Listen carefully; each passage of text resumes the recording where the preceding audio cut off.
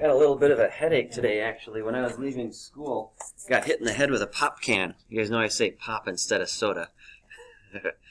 It was interesting, but I guess at least it was a soft drink. You didn't see that coming, did you?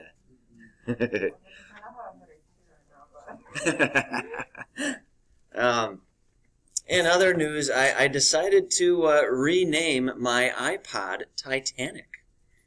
Yeah. I have it hooked up. It's actually syncing right now. Too soon? Thank you.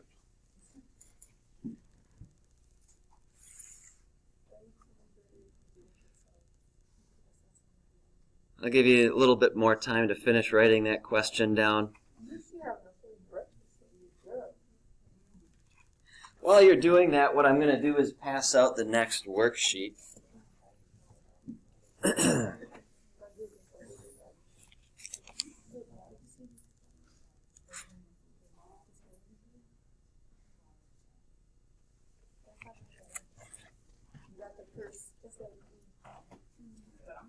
This worksheet is going to be due next Tuesday.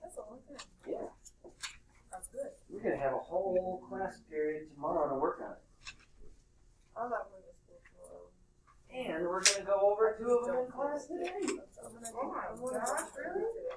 I know, it's like Merry Christmas, right? Exactly.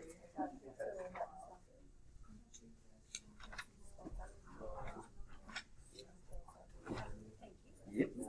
Yeah. Okay. Take the password, Tim. You're welcome.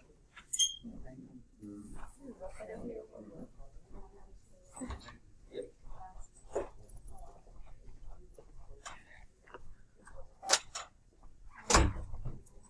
Okay, so this is very similar to the question yesterday. We've still got that truck, and it's moving right along, but now it is no longer coasting at a constant speed. Now it is accelerating due to the constant force produced by its engine. So now the sand in the back starts leaking out. What's going to happen to that truck's motion? Speed up, slow down, or remain the same?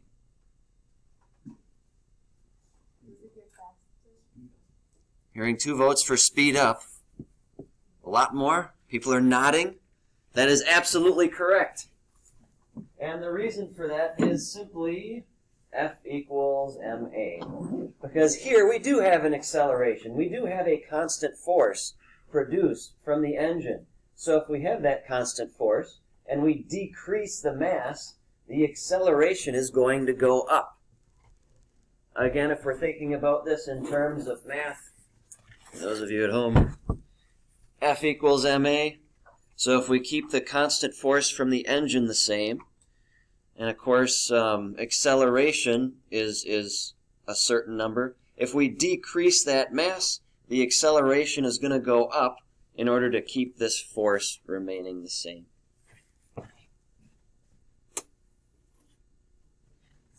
Okay, so worksheet 3 is the next stop in this chapter, and this chapter has mostly been a lot of review from the inertia chapter, and today's going to be no different.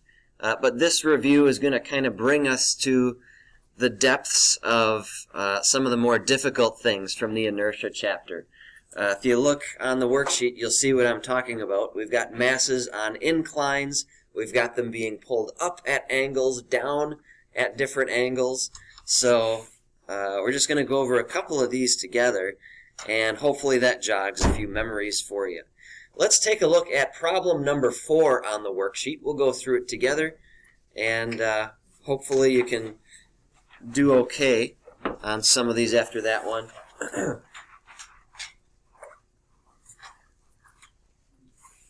So number 4, we've got this block. It's on an incline, and we're supposed to start by drawing the force diagram for this scenario. You can probably guess the main difference here compared with what we've done in the past is in the past this object was holding still. You can see here it is no longer holding still. The ramp is frictionless. We've got a tension force pulling it up, so we've got some acceleration now that we have to deal with. But first step is always to do a force diagram. So let's start with that. Again, this is number 4, which is on page 2. So this object has a certain force of gravity going down. That's still the same. Looks like we've got a tension force going up and to the right.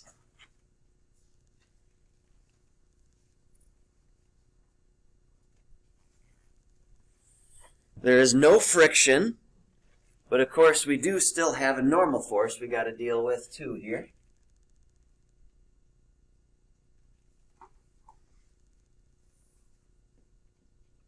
And remember, normal force is always perpendicular to the surface. So if your surface is like this, normal force is coming out like that. And in our case, our surface is like this, so normal force is going perpendicular to that. So those are the 3 main forces here.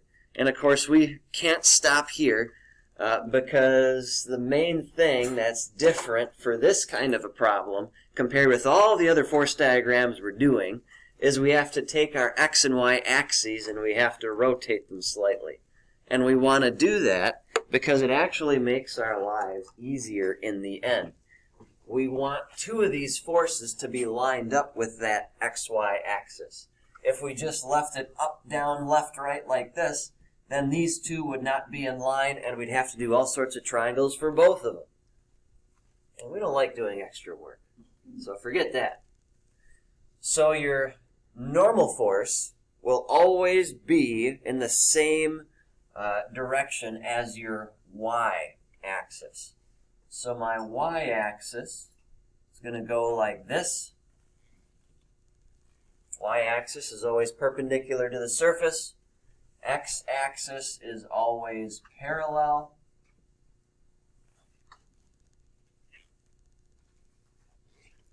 So those are our 2 new axes there.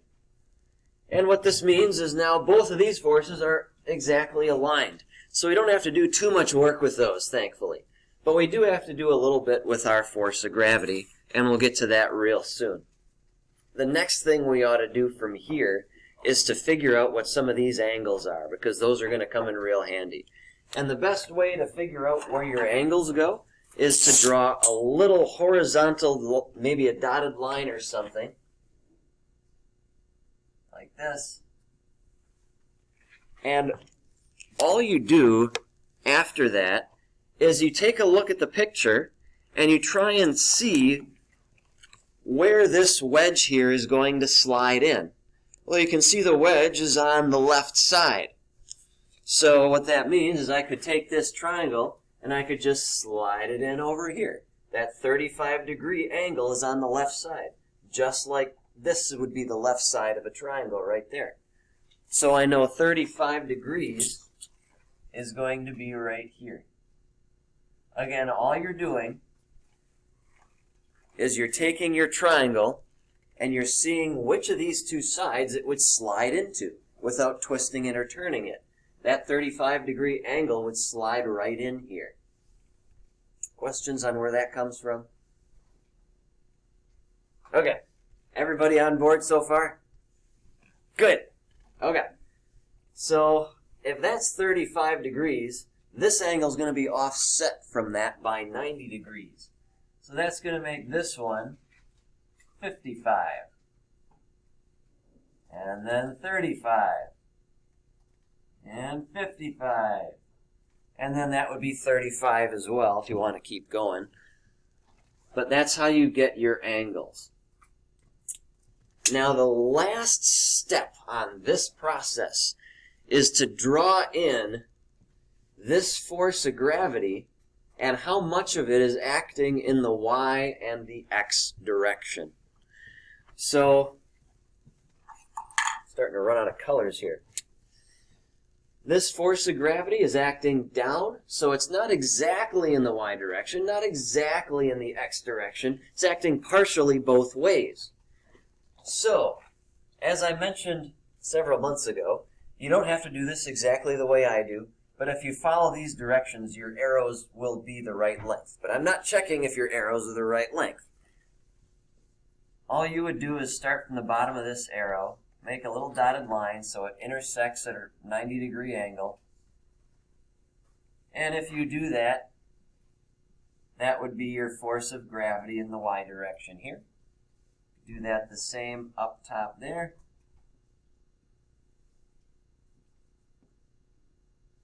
And that would be your force of gravity in the x direction. Again, you don't have to do this. But what you do have to do is make sure that you know this is your hypotenuse. This is going to be the biggest vector of all of these down here. You have to make sure you realize that. So if you do just freehand these arrows, make sure you don't draw them long enough that you're tricked into thinking that these are the hypotenuse. Either one of those. You want to make sure that your force of gravity is the biggest arrow that you have. And that's as far as we can get with the force diagram itself. Thankfully, that's the end of it. Any questions on where any of this madness comes from? Okay, hopefully at least some of this is a bit of review. So letter B then says, what is the x component of the force of gravity acting on the block on the ramp? So, x component of the force of gravity. That's this guy right here. This is force of gravity in the x direction. So we have to figure out exactly what this is equal to. So, in order to do that, we've got a 55-degree angle here. This is like a little triangle. And we need at least one of the sides. And we've got enough information to get one of these sides. It tells us the mass of this block is 15 kilograms. So what that means is that force of gravity down here is going to be equal to 15 kilograms times 9.8. That's just how you find force of gravity. Somebody want to calculate that for me? 147. 147. So what that means is the hypotenuse of our triangles here is 147.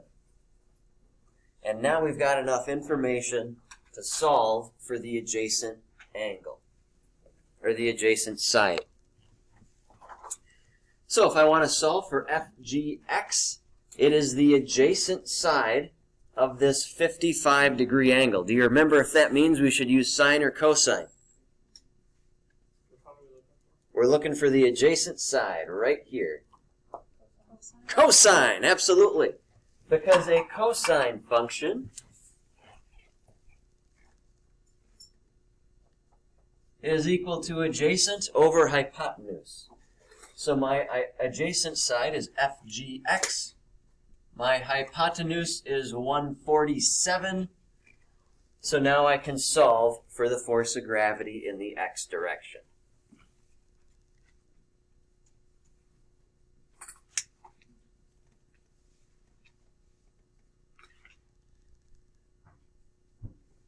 And you got to make sure that your calculator is in degree mode when you run this calculation. If done properly, you should end up with 84.3 newtons.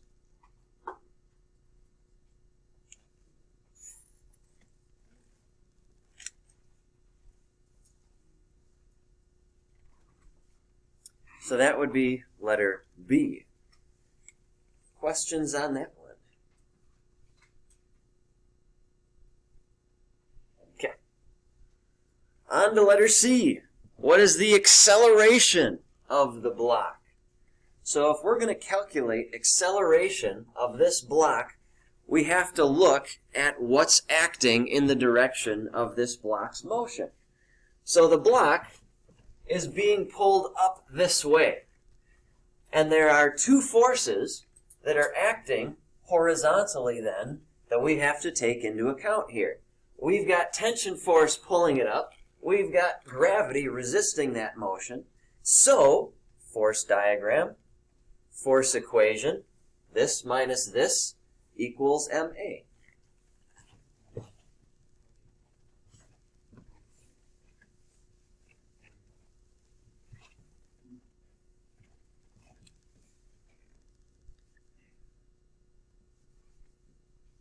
So again, the reason that I'm using these two values is because these are the forces acting in the direction that the block is being pulled. And because we're looking for its acceleration, that's the direction that its acceleration is occurring in.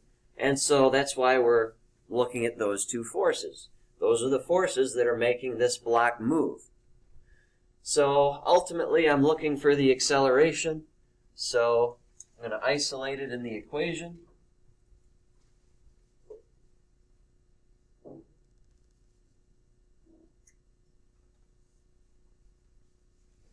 And then just plug those values in. Tension is given to us, that's 150.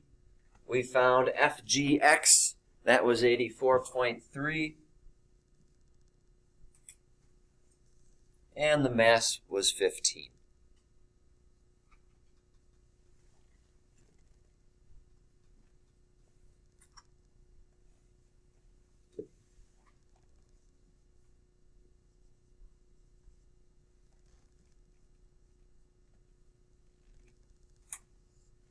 And that's what you end up with.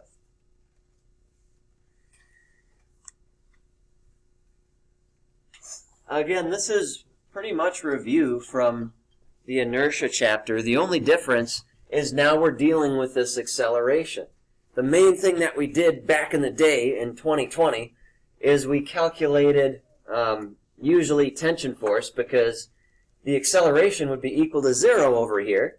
So we'd plop one of these two on the other side, and then those two would be equal to each other. So now we're just adding a small extra wrinkle where there's an acceleration. So the math just gets slightly more complicated, but there's really not much else to this. Questions on that? Okay, let's just briefly take a look at number 5. Number 5 is the same thing, but now there's also some friction acting here. So it says repeat problem 4, but now there's some friction on the block, and that's 25 newtons. So if that's true, let's just try and think about how that's going to change what we just did.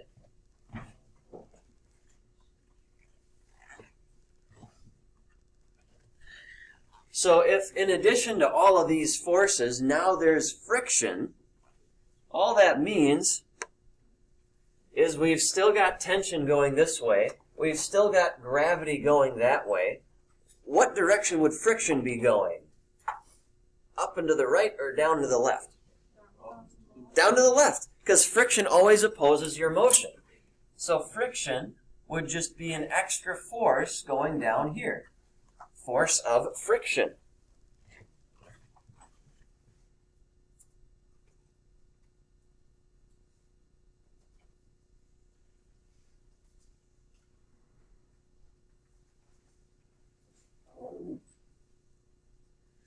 So then my force equation would only be slightly different.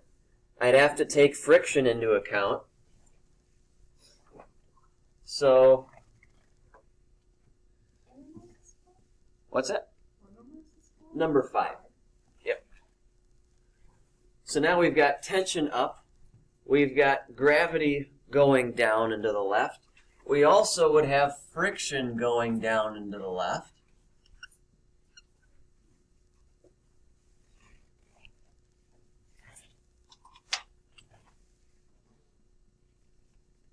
So you're only changing things slightly here.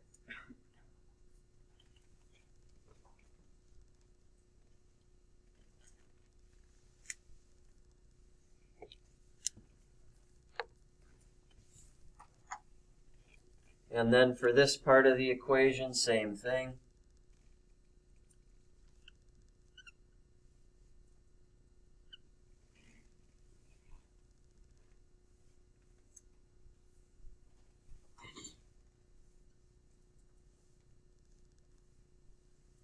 And friction was given to us as 25 newtons.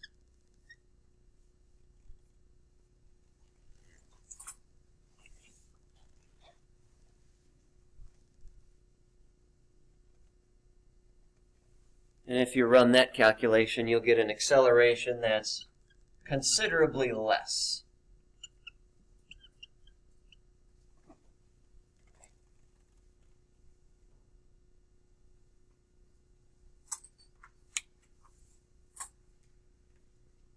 questions on this? So once again, we're not adding a whole new chapter to this story. We're just adding a couple things that change it slightly. You know, we're adding an acceleration, so we've got an A over here. And if we want to deal with friction, we're just adding an extra force. But the main idea stays the same throughout. Okay. Now on to something that you have not seen before. Let's take a look at problem number 6.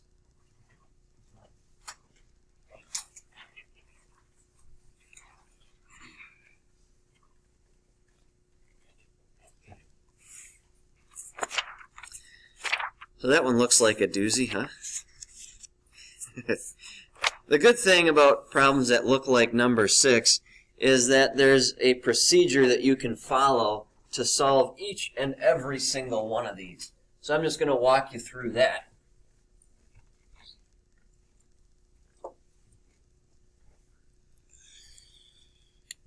First, I'll have you write down exactly how to solve for these kinds of problems.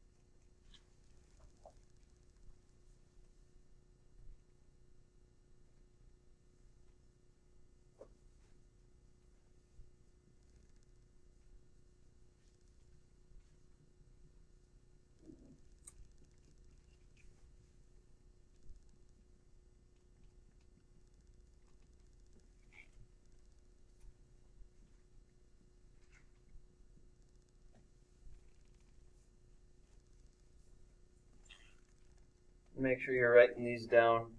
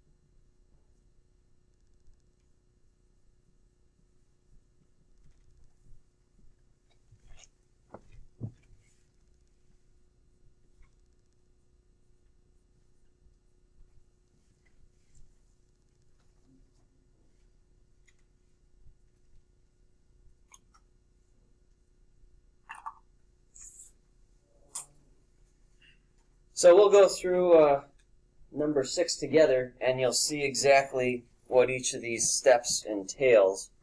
And hopefully you're okay with those problems from here on out then. So, number 6.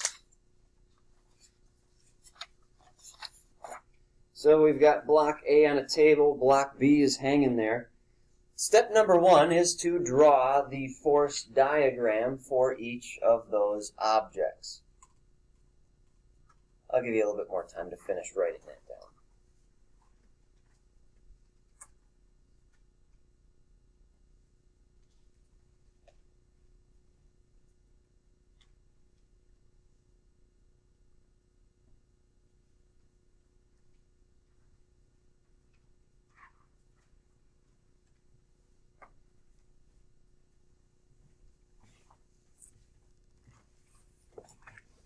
All right.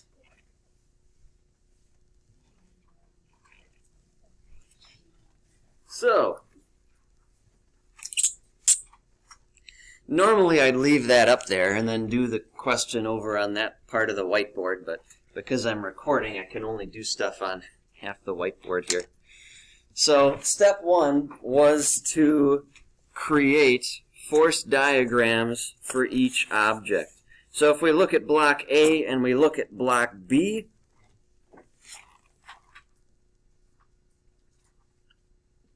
here's block A. It's sitting on a table. It's got gravity. It's got normal force. In addition to that, block A is going to have a tension force to the right.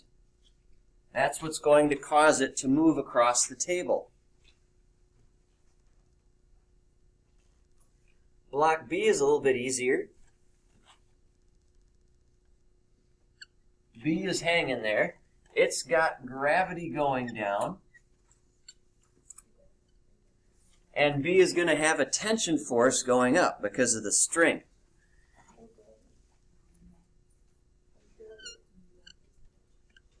If we want to get specific about it, our tension force would be smaller here because block B is going to be accelerating downward. So if it's accelerating down, that means gravity is going to be smaller than tension force.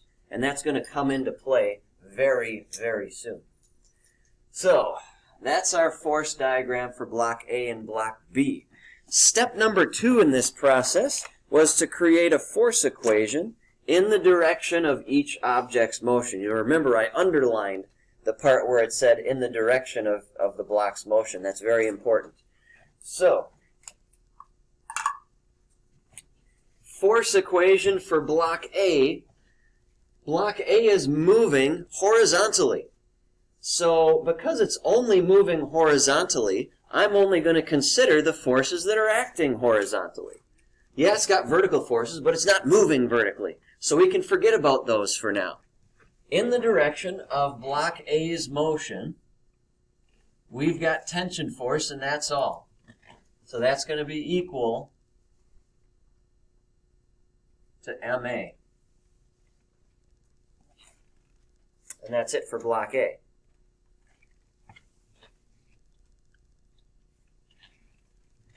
Block B is moving vertically, so we got to take these vertical forces into account.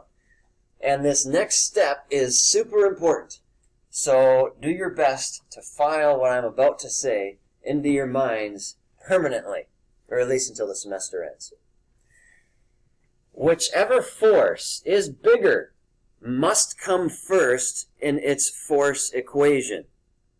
Whichever force is bigger must come first in block B's force equation here. And that's true for any block that's hanging. So, force of gravity is winning this battle, you could say. So it's going to come first. Force of gravity, I'm going to put a little b for block B, minus tension equals MA. And I'm putting these little A and B subscripts so I don't mix up which block is which letter. So, we're halfway done. That's halfway through our 4-step process. Next, we have to rearrange these equations by isolating tension force. And we already did that for block A. That's already done. We can't go any further. For block B, though, that's going to be a little bit of a process here. We got to get tension force all by itself. So, and I'd like tension force to be positive. So what I'm going to do is I'm going to move tension force over here, making tension force positive. And I'm going to move these two guys over there, making them negative. So that's going to be like, so force of gravity is, mg. So mass of B times g, that's just force of gravity, minus mass of B times A, and that's negative because I'm shifting it over, equals tension force. So that's where that comes from. Questions at all? And that's step 3. Step 4 is to combine the equations and solve for what you need. So if I want to combine these equations, it might be best to start throwing some numbers in here. But basically what we're going to be doing is this is equal to tension force.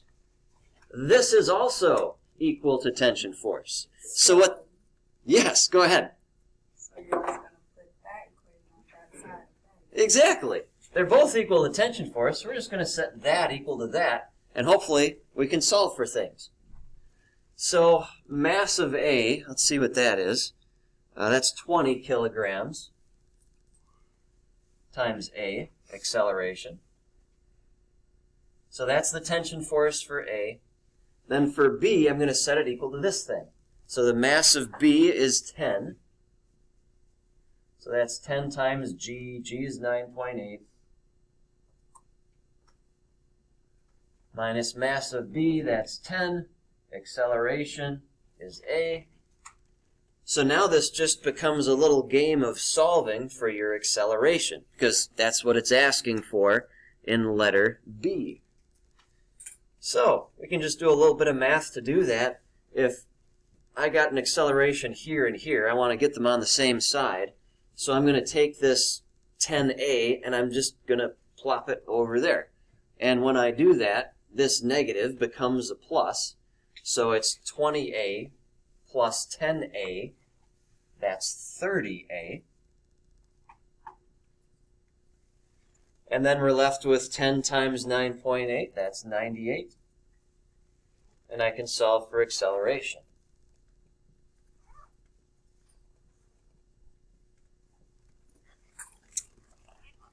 Somebody want to run that on your calculator? 3.262. Thank you. So we'll round up 3.27 meters per second squared is your acceleration for a problem like this.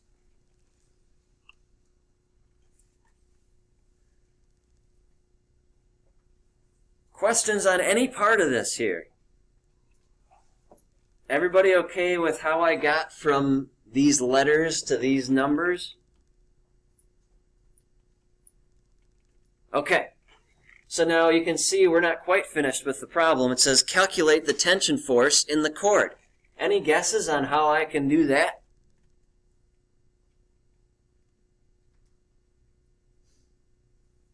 Now that you have acceleration, you just plug it into one of our first equations. Nailed it. So now that we've got acceleration, all we need to do is take this and put it in for the acceleration up there. Because it gives us the mass. The mass is 20.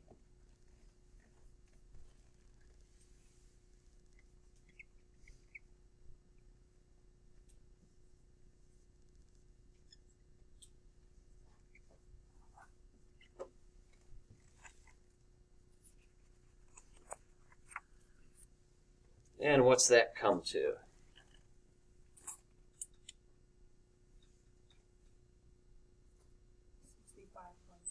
Okay.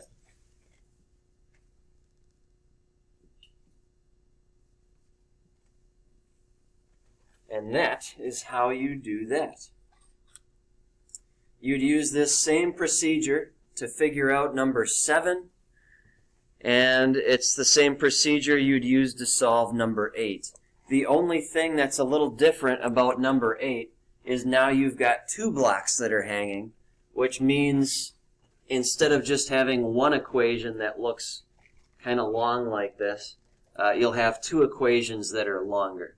So the math just gets a little bit more intricate, but it's the same process, same procedure. Questions on anything? Okay, that's how this works. You will have all of class tomorrow. Do the best you can on the rest of this worksheet.